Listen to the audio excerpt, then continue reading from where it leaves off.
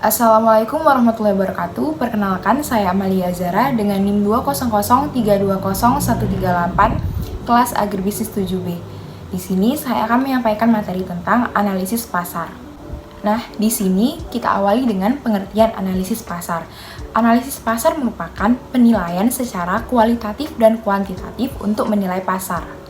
Analisis pasar dapat melihat kondisi pasar lebih dalam, baik dari segi volume dan nilai, berbagai segmen pelanggan, dan pola pembelian mereka, persaingan, lingkungan ekonomi, serta hambatan untuk masuk ke pasar tersebut. Adapun tujuan dari analisis pasar yaitu menunjukkan kepada investor bahwa produsen dapat memahami pasar dengan baik, serta pasar tersebut cukup besar untuk membangun bisnis yang berkelanjutan.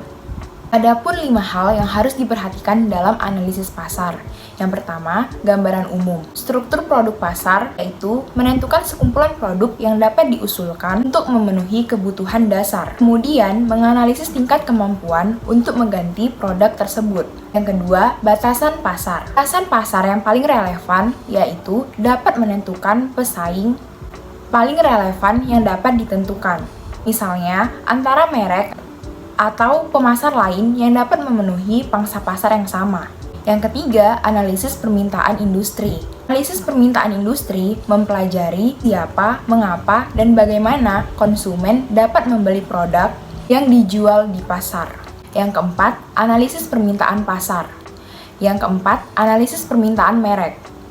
Analisis permintaan merek dapat digunakan untuk memahami bagaimana pembeli dapat memilih merek atau produk yang relevan baginya. Dan yang terakhir yaitu identifikasi. Identifikasi dapat dilihat melalui penelitian perusahaan tentang peluang dan potensi pasar. Langkah-langkah analisa pasar. Yang pertama, menentukan pasar yang relevan. Menentukan pasar yang relevan di sini dimaksud untuk memahami pasarnya terlebih dahulu. Adapun contohnya dalam bidang transportasi umum. Misalnya, Garuda Indonesia dan Citylink merupakan maskapai penerbangan yang bisa menjadi substitusi antara satu dan lainnya. Sedangkan kereta api merupakan ganti atau alternatif lain untuk bidang transportasi umum selain pesawat terbang. Kereta api juga memiliki jadwal yang banyak. Yang kedua, menganalisa permintaan pasar. Ketiga, menganalisa permintaan selektif. Yang keempat, analisa pasar untuk menentukan segmen pasar. Yang kelima, menganalisa persaingan. Dan yang terakhir atau yang keenam yaitu analisa pasar untuk mengidentifikasi target pasar. Untuk identifikasi target potensial. Adapun faktor yang mempengaruhi analisa pasar. Yang pertama, ukuran pasar. Ukuran pasar ditentukan oleh volume pasar dan potensi pasar. Volume pasar menunjukkan totalitas semua total penjualan, baik jumlah konsumen dan permintaannya, yang direalisasikan dari pasar khusus.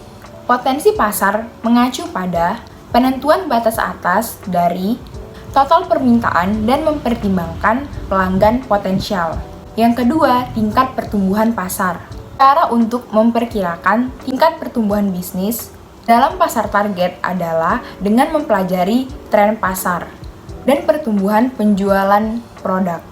Yang ketiga, keuntungan bisnis atau profitabilitas. Tergantung pada brand equity, saingan pasar, dan lain-lain. Adapun kerangka kerja ini dikenal sebagai analisis Peter Five Force, di mana mengidentifikasi 5 faktor mempengaruhi profitabilitas pasar, yaitu yang pertama, supplier power atau daya tawas pemasok atau supplier. Yang kedua, buyer power atau daya tawar pembeli.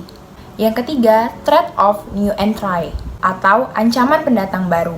Yang keempat, substitute product atau ancaman produk pengganti. Yang kelima, competitive rivalry atau persaingan industri dengan analisis kompetitif. Yang keempat yaitu struktur biaya perusahaan, berguna untuk mengidentifikasi kunci keberhasilan, merumuskan strategi untuk mengembangkan keunggulan kompetitif, dan menentukan profitabilitas. Yang kelima, saluran distribusi. Salah satu contoh Salah satu contoh dalam upaya untuk menentukan saluran distribusi yaitu dengan melihat hubungan perusahaan dengan pelanggan. Yang keenam, tren pasar. Tren pasar yaitu pergerakan pasar ke atas atau ke bawah dalam periode tertentu. Yang ketujuh, faktor kesuksesan bisnis.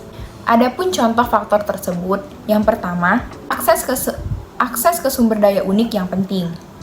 Yang kedua, kemampuan untuk mencapai skala ekonomi. Yang ketiga, akses ke saluran distribusi manapun. Dan yang terakhir yaitu perkembangan teknologi.